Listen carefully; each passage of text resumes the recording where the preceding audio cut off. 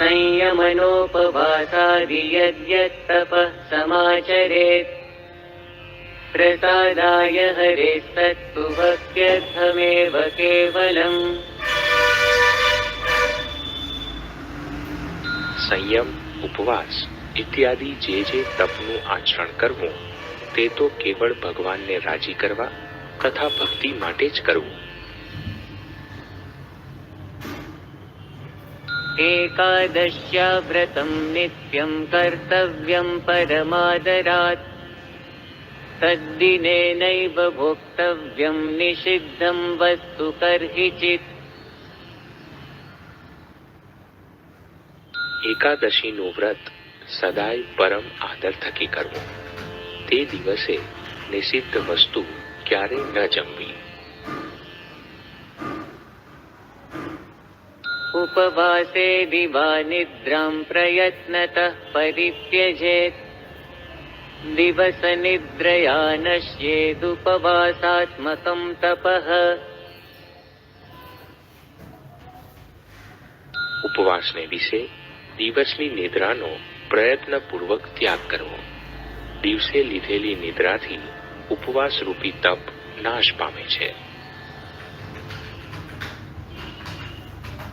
स्वामिनारायणेनेह स्वयं यद्धि प्रसादितं गुरुभिश्चाक्षरब्रह्मस्वरूपैर्यत्प्रसादितं तेषां स्थानविशेषाणां यात्रां कर्तुं य इच्छति तद्यात्रां स जनः कुर्याद्यथाशक्ति यथा रुचि।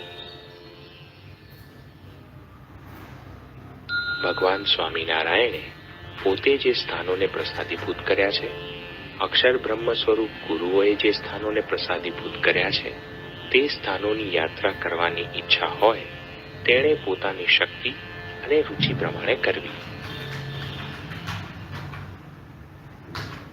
अयोध्यां मथुरां काशीं केदारं बदरीं व्रजेत् रामेश्वरादितीर्थं च यथा शक्ति यथा रुचि। અયોધ્યા, મથુરા, કાશી, કેદારનાથ, બદ્રીનાથ તથા રામેશ્વર ઇત્યાદિ તીર્થોની યાત્રાએ પોતાની શક્તિ અને રુચિ પ્રમાણે જવું. मर्यादा पालनीयैव सर्वैर्मन्दिरमागतैः नार्यो नैव नरैः स्पृश्या नारीभिश्च नरास्तथा। મંદિરમાં આવેલ સૌ કોઈએ મર્યાદાનું પાલન અવશ્ય કરવું. મંદિરને વિશે આવેલ પુરુષોએ સ્ત્રીનો સ્પર્શ ન કરવો તથા સ્ત્રીઓએ પુરુષનો સ્પર્શ ન કરવો.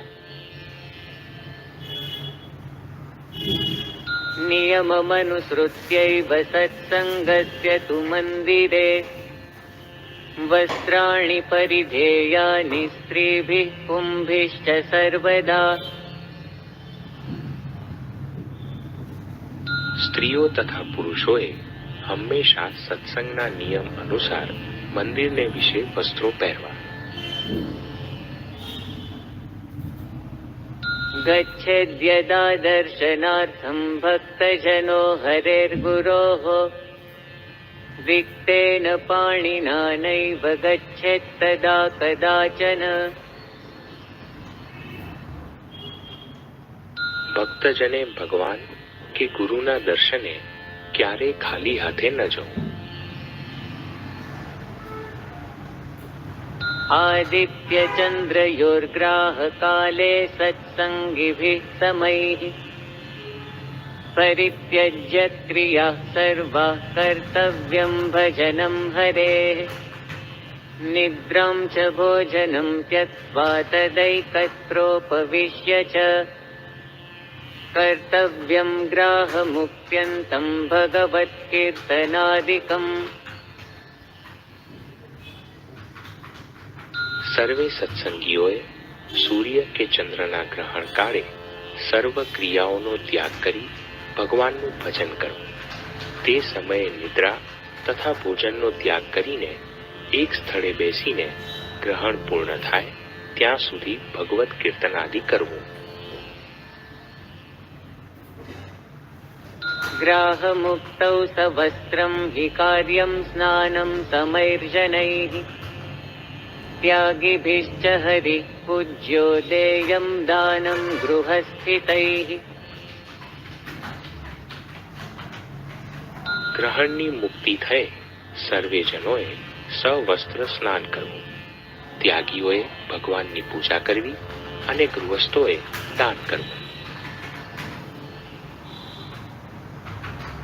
જન્મનો મરણસ્યાપિ વિધયઃ સૂતકાદયઃ સત્સંગરીતિમાશ્રિત્ય પાલ્યાઃ શ્રાદ્ધાદયસ્તથા.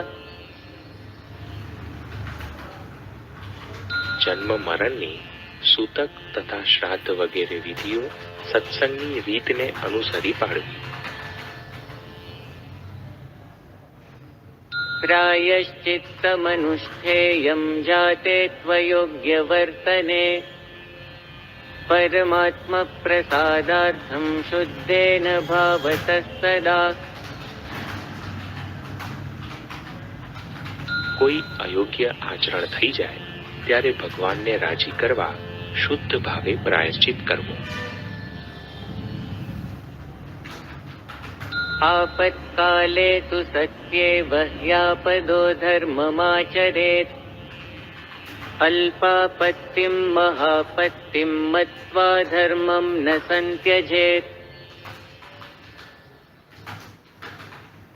આપતકાળમાં જ આપત ધર્મ આચરવો, અલ્પ આપત્તિને મોટી આપત્તિ માની લઈ ધર્મનો ત્યાગ ન કરવો. આપત્તૌ કષ્ટદાયાં તુ રક્ષા સ્વસ્ય પરસ્ય ચ યથૈવ સ્યાત્ તથા કાર્યં રક્ષતા ભગવત્બલમ. કષ્ટ આપે તેવી આપત્તિ આવી પડે ત્યારે ભગવાનનું બળ રાખી જે રીતે પોતાની તથા અન્યની રક્ષા થાય તેમ કરવું.